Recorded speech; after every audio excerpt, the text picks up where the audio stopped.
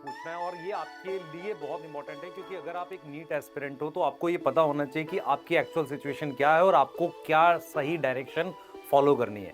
तो सवाल ये है आपसे कि कितने लाख बच्चे इस साल नीट के एग्जाम में अपीयर होने वाले हैं। तो आपने लास्ट ईयर देखा था लगभग 22 लाख बच्चे अपीयर हुए थे।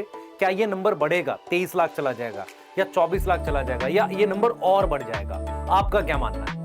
अगर आपको मैं रियलिटी बताऊं, अगर आप मेरी बात समझ सको, ये नंबर हो सकता है 22 लाख, 23 लाख, 24 लाख, 25 लाख, कुछ भी चला जाए। पर रियलिटी ये है कि नीट के एग्जाम में सिर्फ 2 लाख बच्चे होते हैं जो एक्चुअल में 2 लाख या उससे भी कम बच्चे होते हैं जो एक्चुअल में अपीयर हो रहे होते हैं। आपको ये बात थोड़ी अजीब लगेगी पर ये बात रियल है। आप जरा ऐसे सोचिए, नीट का फॉर्म भरने वाले 22 लाख बच्चे होते हैं, लगभग 16-18 लाख बच्चे वो होते हैं जो पेपर देने जाते हैं। क्या वो सारे बच्चे एग्जाम क्वालिफाई करने के लिए कैपेबल होते हैं उस समय? क्या उन्होंने उतनी तैयारी की होती है? बिल्कुल नहीं की होती। सिर्फ 2 लाख बच्चे ऐसे होते हैं या उससे भी कम जो रियल में एग्जाम के लिए फाइट कर रहे होते हैं। उन गवर्नमेंट सीट्स जो 20-40 हजार गवर्नमेंट सीट्स हैं उनके लिए फाइट कर रहे होते हैं। तो ये ऐसा है क्यों? इसका आपको एक रीजन समझना पड़ेगा। क्या आप उन बचे हुए 20 लाख बच्चों में हैं? क्या आप उन 2 लाख बच्चों में हैं जो एक्चुअल में एग्जाम के लिए फाइट कर रहे हैं?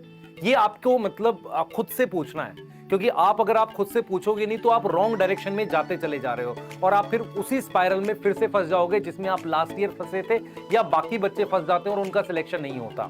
तो रियल में क्या है, अगर आप सिचुएशन देखो, किसी भी एग्जाम को क्वालिफाई करने के लिए जो कि 1 साल में एक बार होता है और उसमें बहुत सारे बच्चे बैठते हैं और जिसका सिलेबस डिफाइन है, तो उसके लिए आपको एक प्रॉपर लेक्चर देखना पड़ता है, नोट्स बनाने पड़ते हैं, रिवीजन करनी पड़ती है थोड़ी थोड़ी साथ के साथ और मल्टीपल रिवीजन करनी पड़ती है।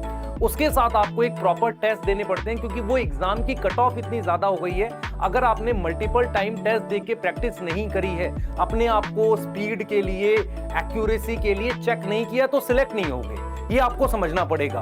और आपको मैं ये श्योरली बोल सकता हूं कि 22 लाख में से लगभग 20 लाख बच्चे इसी के अराउंड फंस के रह जाते हैं। वो सिर्फ लेक्चर देखते हैं, नोट्स बनाते हैं और इसी में फंस के रह जाते हैं और वो नीचे वाली लेयर में आते ही नहीं है। ये नीचे वाली लेयर है जहां पर रिवीजन करना है, मल्टीपल रिवीजन करना है और टेस्ट सीरीज को फॉलो करना है। इस वाली लेयर में वो आते ही नहीं है। और वो क्यों नहीं आते आप खुद से सोचो, क्योंकि उनको खुद को कंट्रोल करना बहुत मुश्किल होता है, बहुत टाइम वेस्ट करते हैं और उनको ऐसा लगता है कि लेक्चर देखना सबसे आसान काम है और सबसे मुश्किल काम है एक टेस्ट को देना। इसीलिए आप देखोगे कि टेस्ट सीरीज में धीरे धीरे बच्चों की संख्या घटती जाती है। अगर आपने किसी ऑफलाइन सेंटर पे देखा हो, यदि आपने किसी ऑनलाइन सिस्टम में भी देखा हो, तो धीरे धीरे टेस्ट की संख्या घटती जाती है और वो बच्चे धीरे धीरे इस ऊपर वाले नंबर में आते चले जा रहे हैं। तो ये हमारे लिए बहुत शॉकिंग होता है कि यार बच्चा पहले से ही गिव अप कर चुका है, वो तो सिर्फ एग्जाम देने जाएगा। तो आप ईमानदारी से बताओ, क्या आप टेस्ट दे रहे हो? नहीं दे रहे। आप में से बहुत सारे बच्चे टेस्ट नहीं दे रहे, अभी भी इन्हीं चीजों में लगे हुए हैं, लेक्चर देखते हैं, नोट्स बनाते हैं, कहते हैं सिलेबस ही पूरा नहीं हुआ,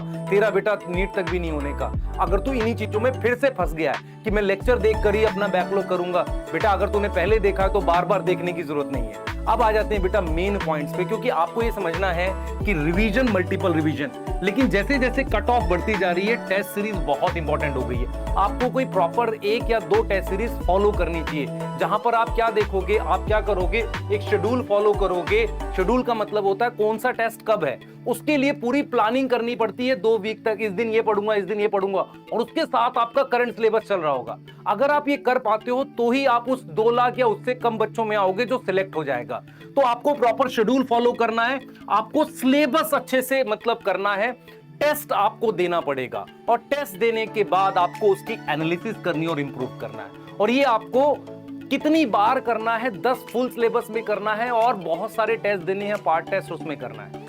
इसी चीज को बेटा हम बहुत अच्छे से समझते हैं और हर साल देखते हैं कि यार बच्चे मेहनत बहुत करते हैं, क्यों फेल हो जाते हैं। तो हमने बेटा खुद से भी इस चीज को लगकर 2 महीने पहले अपनी SBNBTS को नवंबर के में पहला टेस्ट हुआ था, हमने अक्टूबर में, सितंबर में लॉन्च करी थी और बहुत सारे बच्चों ने, लगभग मेरे ख्याल से शायद 30-40,000 बच्चे हैं जिन्होंने एनरोल करी। एग्जैक्ट नंबर मेरे पास नहीं है और हमने लगभग सबकी पहुंचा दी है, कुछ बच्चों की रह गई है, पहुंच जाएगी, आप परेशान मत होइए।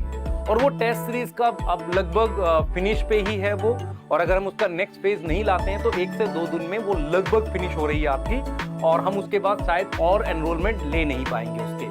तो जो हमारी SBNBTS थी, मैं थोड़ा सा बता देता हूं क्योंकि मैं कॉन्फिडेंट हूं हमने एक अच्छी टेस्ट सीरीज बनाई है एज कंपेयर टू किसी और के।